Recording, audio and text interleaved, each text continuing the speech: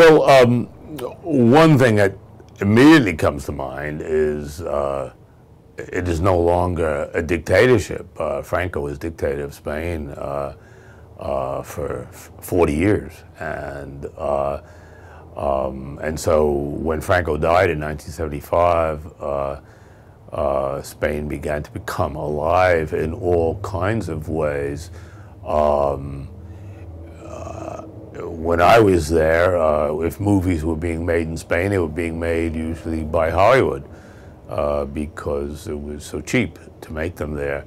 But great Spanish films were not being made. But ever since then, with such great actors as Javier Bardem, Penelope Cruz, etc., Spain has become very much an artistic, well, Madrid in particular, but elsewhere as well, Barcelona, an artistic capital. And so the freedom has really liberated the Spaniards to be who they really are.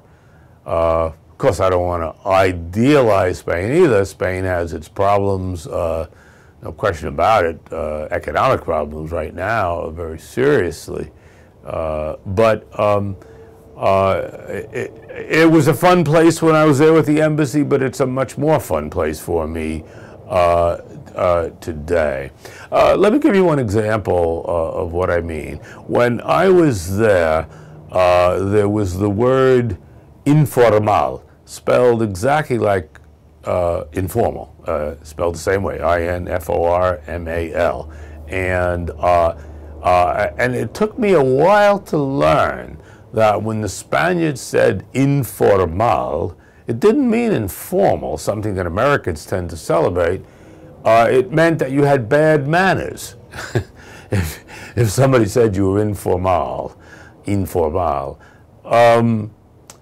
I think what the main way that Spain has changed, and you can just see it everywhere, it's become much more informal.